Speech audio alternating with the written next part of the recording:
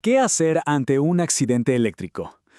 La primera reacción, ese impulso de salir corriendo a ayudar, aunque parezca lo correcto, puede ser lo más peligroso. Vamos a ver cuál es el protocolo exacto para que el intento de ayudar no termine en una segunda tragedia. Muy bien. ¿Cuál es nuestro plan de acción? Primero vamos a entender por qué existe un doble peligro. Luego nos metemos de lleno con el protocolo PAS, que es nuestra guía. Veremos qué significa proteger, cómo avisar y finalmente cómo socorrer con una acción clave, el masaje cardíaco.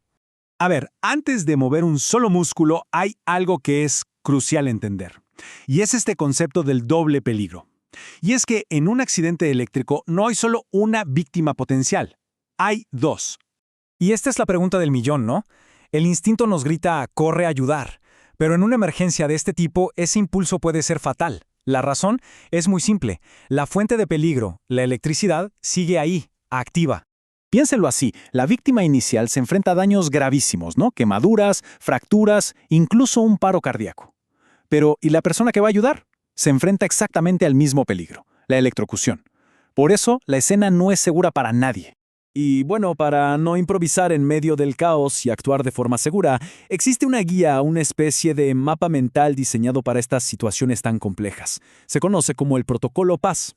Son solo 3 letras, pero miren qué importantes. P-A-S.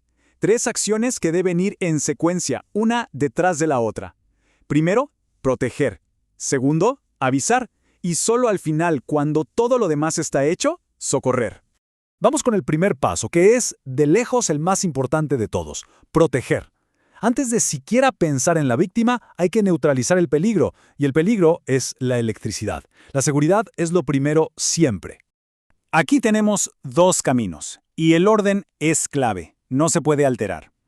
La opción número 1, la más segura, es cortar la corriente de raíz, buscar el interruptor general, la caja de fusibles y bajarlo. Si eso es imposible, solo entonces pasamos a la segunda opción, separar a la víctima de la fuente, pero ojo, nunca con contacto directo. Ok, ¿y qué usamos para eso? Necesitamos algo que nos aísle, que no conduzca a la electricidad. Y no hay que buscar cosas raras. Piensen en objetos comunes de la casa. Un palo de escoba de madera, una silla de plástico, hasta un montón de periódicos bien enrollados. La clave es que esté todo completamente seco. Miren, esto es como el día y la noche. Lo que se debe hacer versus los errores que pueden costar una vida. La regla de oro es nunca, pero nunca, tocar a la víctima directamente, ni usar nada metálico o húmedo. Si hay que moverla, se hace jalando de la ropa siempre y cuando esté seca. Y ojo, un detalle que casi nadie piensa. El cuerpo de una persona electrocutada está tenso, rígido por la corriente. En el momento en que cortamos la electricidad, ¡pum!, ese cuerpo se va a relajar de golpe y se va a desplomar. Es súper importante anticipar esa caída para que no se golpee la cabeza. Perfecto. La escena ya es segura, el peligro inmediato pasó, y solo ahora podemos pensar en los siguientes pasos del protocolo, avisar y socorrer. Ahora sí, toda nuestra atención puede centrarse en la persona afectada. Bien, con la escena ya segura, la siguiente acción es avisar. Lo primero es llamar, inmediatamente. En Colombia marcamos el 123. Con esa simple llamada, la ayuda profesional ya está en camino.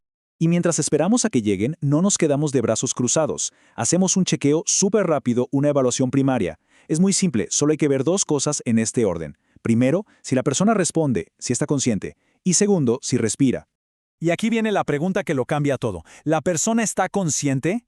¿Está respirando? Porque la respuesta nos va a decir qué hacer a continuación. Si la respuesta es sí, genial, la vigilamos. Pero si es no, entramos en una fase crítica. Si no hay respuesta, si no respira, bueno, ahí se encienden todas las alarmas. Significa que el corazón o los pulmones pueden haberse detenido. Estamos en una situación crítica y cada segundo cuenta. Y esa acción vital, la que puede cambiarlo todo, es el masaje cardíaco externo, las famosas compresiones en el pecho. Miren, cuando un corazón se para por un shock eléctrico, esta es la única maniobra que podemos hacer para mantener a esa persona con vida. A ver, ¿para qué sirve esto? Es muy simple. Nos convertimos literalmente en el corazón de esa persona. Cada compresión que hacemos es como un latido artificial que empuja la sangre con oxígeno al cerebro y al resto de los órganos. Sin esto, el daño cerebral es cuestión de minutos. Ahora, ¿cómo se hace? La técnica es clave. La persona tiene que estar en el suelo, una superficie dura, no en una cama. Nos arrodillamos a un lado, ponemos el talón de una mano sobre la otra en el centro del pecho y con los brazos bien rectos usamos el peso de nuestro cuerpo para comprimir. Y el ritmo es fundamental. Hay que ir rápido y constante. La meta es hacer entre 100 y 120 compresiones por minuto. Eso es casi 2 compresiones por segundo. Fuerte y rápido. Básicamente, lo que estamos haciendo es construir un puente de vida. No estamos reviviendo a la persona, sino que le estamos dando al cerebro y a los órganos ese poquito de oxígeno que necesitan para sobrevivir hasta que lleguen los médicos con un desfibrilador. La pregunta que todos se hacen: ¿y cuándo paro? La respuesta es: no se para. Se sigue y se sigue, sin descanso, hasta que llegue la ambulancia y nos digan: listo, nosotros seguimos. O hasta que la persona milagrosamente empiece a moverse o a respirar por sí misma. Así que ahí lo tienen: proteger, avisar y socorrer. 3 pasos, un protocolo que, literalmente, puede ser la diferencia entre una víctima o 2, entre una tragedia y una historia con un final feliz. Saber esto es una herramienta poderosísima.